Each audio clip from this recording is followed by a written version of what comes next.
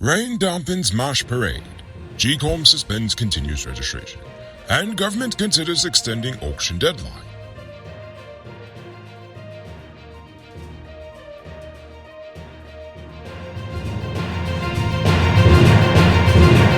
I'm Rico Bulford, and this is Uncut News. Do you see news happening? Send us a tip on WhatsApp at 592-659-615. Despite persistent rainfall, thousands of people attended yesterday's Mashramani parade, the first one held in 2 years due to the pandemic.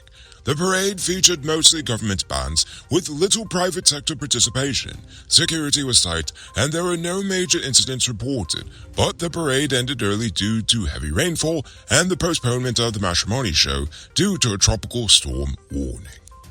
Donald Gajraj, the Regional Executive Officer for Region 4, is facing calls for his resignation after he snatched the microphone from Regional Chairman Daniel Siram during the region's flag-raising ceremony. Gajraj objected to Member of Parliament Cathy Hughes being allowed to offer remarks and declared that he was in charge of the day's program. The incident has been criticized as disrespectful and embarrassing, and some are calling for Gajraj to be removed from his position.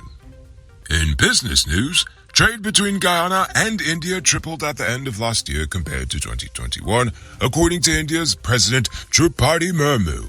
President Murmu met with Ghana's Vice President today, where it was revealed that total trade at the end of 2022 totaled US $32.16 million.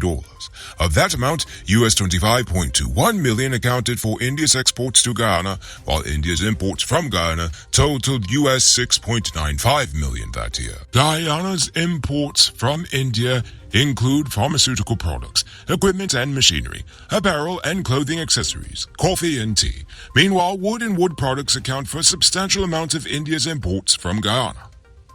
In political news, today marks the one-year anniversary since Russia's invasion of Ukraine, and yesterday a United Nations resolution calling for withdrawal of Russian troops from Ukraine and support for Ukraine's sovereignty and territorial integrity was endorsed by 141 nations, including Guyana, while several countries abstained.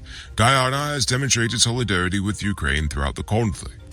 GCOM has suspended the cycle of continuous registration from February the 24th until further notice. The decision was made to ensure the inclusion of all eligible persons who have registered thus far in the respective registers of voters for the upcoming local government elections. The objections aspect of the claims and objections exercise has been extended until March the 2nd to allow for public scrutiny of supplementary lists compiled by each constituency. Now for crime news. 2 Nigerian nationals have been arrested by Kanu for attempting to post a box containing $400,000 worth of cocaine through the Ghana Post Office Corporation. The suspects, Michael Emmanuel Ude and Gift Obiaha, were both taken into custody. Meanwhile, Obiaha was sentenced to 4 years imprisonment and fined $723,000. It's February, so how about you do something special for your first love, your truck? Powered Automotive stocks a huge range of parts from the best brands in the business. Show your truck some love today. Visit them at Lot 491 EE Eccles, or call or WhatsApp them on telephone number 697-0171.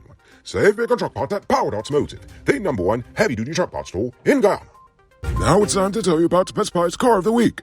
Currently on sale is 2020 Toyota Raze. It's almost brand new, and it comes with Toyota safety sets, Bluetooth, mud rims, new tires, TV, CD, LED lighting, fog lamps, back camera, and much, much more. Buy cars for $6 million. Or pay as low as $1.2 million down with around $160,000 monthly for 5 years, and it is yours. Call or WhatsApp 662-0844 for more info. Visit the showrooms at Lot 171 Peter Street, Queenstown, or Lot 2 Lamar Street, and tell them we can send you for this sweet deal.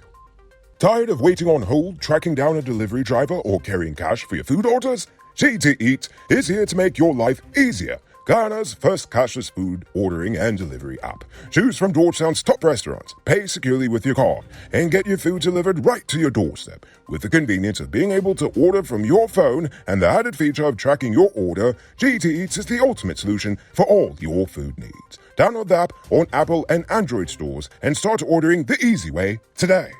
Ian Martin has been sentenced to 3 years and 6 months imprisonment and fined $1.7 million for trafficking 1.158 kilograms of cocaine. Martin was arrested when Kanu agents found the drugs in the home of Andre Clark. Oh, Clark again? Clark was arrested but not charged with the crime. This is not Clark's first brush with the law, as he was charged with trafficking cocaine last year and was previously implicated in a drug seizure in 2018. Anyway, Chatapal Singh, a self-confessed drug dealer, has been sentenced to 4 years in prison and fined $1.3 million for trafficking cannabis. The charge was withdrawn against Anisia Ishrafani after Singh took responsibility. The two were caught with 1.1542 kilograms of cannabis on February the 21st. Singh is also on trial for conspiring to murder a Latin businessman. Delroy Julius Seaforth, a U.S. citizen, was fined $30,000 and ordered to complete 3 days of community service after admitting to trafficking 16.8 grams of cannabis at the Chedijagan International Airport. Seaforth, who was found with 12 rolled joints during a search by officers of Kanu and GRA, claimed he was visiting Guyana to attend a funeral and is expected to return home next Tuesday. The magistrate took in consideration that Seaforth is a first-time offender and would be leaving the nation soon.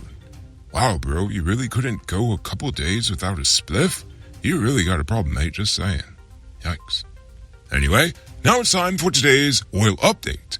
Over 20 companies have submitted bids to buy oil blocks in Guyana, with at least half of them having already paid the fee to enter the government data room. The government is considering extending the April deadline for submissions to allow other interested bidders to participate. The bidding process includes 14 oil blocks, with evaluations and negotiations to follow in May 2023. The new production sharing agreement includes a 50-50 profit sharing after cost recovery, a 10% fixed rate royalty, and a 10% corporate tax. ExxonMobil has registered for the bidding round and is awaiting additional information from the government before making a decision. In other oil news, according to the Ministry of Natural Resources, the nation's revenues from crude oil production in the Starbrook Block are projected to exceed $10 billion annually by the end of the decade, representing a 14.5% take from production. ExxonMobil's subsidiary and its partners will still be able to recover up to 75% of revenues, earning them $58.97 billion for their 85.5% take. That's $58.97 billion US dollars, by the way. The ministry notes that Guyana's oil and gas sector has expanded rapidly, with 2 offshore developments pursued aggressively in just 8 years since the first discovery in 2015. Yes, it's truly been that long since the first discovery in 2015. You can multiply your cash by selling Digicel Top-Up. This is a legit way you can earn some extra money at your business or to supplement your current hustle. Become a top-up vendor quick and easy by linking with Cellular Plus. Call them on telephone number 685-3109 for more info. Robbery season might be over, but the streets are still mean. That's why you need to get security for your home or business with Sheriff Security. Sheriff Security has well-trained guards, armed and unarmed patrol, marine patrol, canine services. They speed even our drones. Why? Because your security is their highest priority. You've seen the rest. Now hire the best. Hire Sheriff Security Service today. Now for our Uncut News Viewers Poll Question of the Day. Every day we pose a question about current events in Ghana, the region, the diaspora, and how you fear it plays to us. Last night I asked, how was your Republic Day, and what does the holiday mean to you? But before we get to that, I'm proud to announce our latest addition to the Noble Army, Richard Singh, who is supporting us at the reporter level, the highest level of monthly support we've received so far. So thank you, Richard Singh. And also, a special thank you to David Griffith, Dion Nascimento, Project Zero, and Dimitri V. I appreciate you all. And if you're watching at home and you'd like to support our movement, just hit the link in the video description. Dimitri V says, my first time celebrating Republic Day, and it sucked. Rain whole day and night, and still had to work some. Oh, that sounds terrible. I stayed indoors, obviously because I was working. Now for tonight's question. What is one way the government can encourage more private sector involvement in cultural events such as Mashramani? I want you to think about that question. Tell us in the comments below. If your response is good enough, we just might feature it in our next episode. Anyway, that's all the time we have for tonight, and check us out tomorrow for another. Until then, I'm Nico Bulford saying good night, folks.